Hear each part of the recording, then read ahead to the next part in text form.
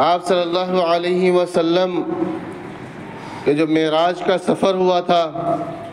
تو آپ مسجد حرام سے مسجد اقصی تشریف لائے، وہاں نماز ادا کی اور وہاں سے معراج کا سفر شروع ہوا۔ جب معراج کے بعد آپ واپس تشریف لائے اور مکے والوں کو خبر ملی اور ان کے کہا گیا کہ حضور گئے تھے اور وہاں سے تشریف لائے، تو یقین کرنے کے لیے تیار نہیں تھے۔ پھر کچھ سوالات حضور سے کیے جانے لگے تو حضور فرماتے ہیں کہ لما کذبنی قریش قمت فی الحجر فجل اللہ لی بیت المقدس فتفقت اخبرهم عن آیاته وانا انظر الیہ۔ یہ بخاری شریف کی روایت ہے کہ جب قریش نے مجھے جھٹلایا تو اللہ تبارک و تعالیٰ نے ہمارے لیے بالکل اس کو ظاہر کر دیا اور پردے چھٹ گئے۔ آپ مکہ میں ہیں اور فلسطین کتنا دور ہے آپ میپ میں دیکھ سکتے ہیں۔ تو اس کے بعد جب فلسطین کے بارے میں، بیت المقدس کے بارے میں جب سے سوالات کیے جانے لگے تو آپ ان کے سوالات کا جواب دے رہے تھے اور آپ کے سامنے وہ پورا نظارہ تھا، آپ وہ سب کچھ دیکھ رہے تھے اور دیکھ کر ہو بہو جیسا تھا ویسا بتا رہے تھے۔ تو اس لیے مسلمانوں کا روحانی تعلق بھی اس شہر سے، اس علاقے سے، اس ملک سے بہت زیادہ ہے۔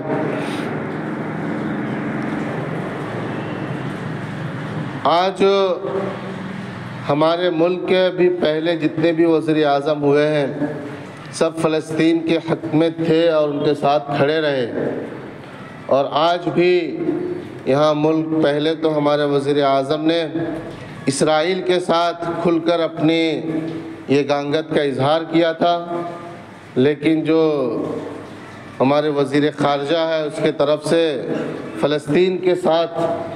اور ان پر جو ظلم ہو رہا اس کے ساتھ کھڑے ہونے کی صورتحال بیان آیا،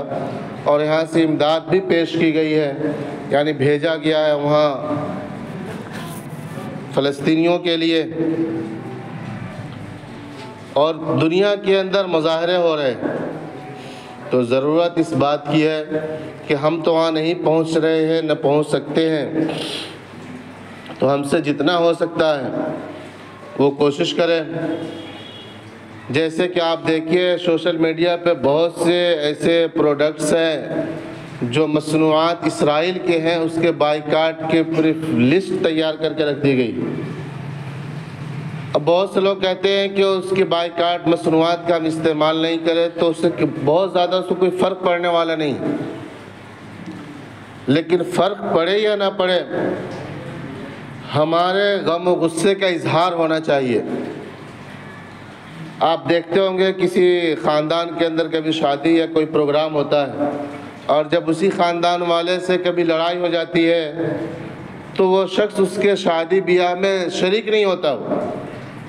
اس کے شریک نہ ہونے سے دوسرے کے شادی بیاہ پہ کوئی اثر نہیں پڑتا ہے، لیکن اس کے ناراضگی کا اظہار ہوتا ہے کہ ہم تمہارے سے غصے میں ہیں، ناراض ہیں۔ تو کم سے کم اخوت کا یہ اظہار ہونا چاہیے۔ آپ صلی اللہ علیہ وسلم نے فرمایا کہ المسلم للمسلم کالبنیان یشد بعضہ بعضا، اور ایک دوسری روایت میں ہے کہ المسلم للمسلم کجسد واحد اذا اشتکى منہ عضو تداعى له سائر الجسد بالسحر والحمى، کہ مسلمان آپس میں ایک دوسرے کے لیے ایک جسم کے مانند ہے۔ جب جسم کا کوئی حصہ تکلیف محسوس کرتا ہے تو پورا جسم اس کی تکلیف کا احساس کرتا ہے۔ تو جب وہاں ہمارے بھائیوں کے ساتھ ایسا کیا جا رہا ہے تو اس کا اظہار ہمیں چاہیے کرنا، اپنے غصے کا، اپنے غم کا اظہار ہو تو ہم اس اعتبار سے بھی کم سے کم اس کا بائیکاٹ کریں، اس چیزوں کا استعمال نہ کریں،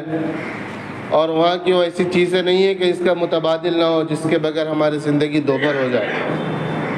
ایسی بھی چیزیں نہیں ہیں۔ تو اس کے علاوہ ہم دوسری چیزیں بھی استعمال کر سکتے ہیں۔ تو کم سے کم اپنے اس کے اظہار کے لیے اس کے پروڈکٹس کا بائیکاٹ کرے، اس کے مصنوعات کا اپنے گھروں میں استعمال نہ کرے، اور ہم وہاں کے لیے دعائیں کریں۔ اللہ تعالی ہمیں اس کی توفیق عطا فرمائے، آمین۔ وآخر دعوانا الحمدللہ رب العالمین۔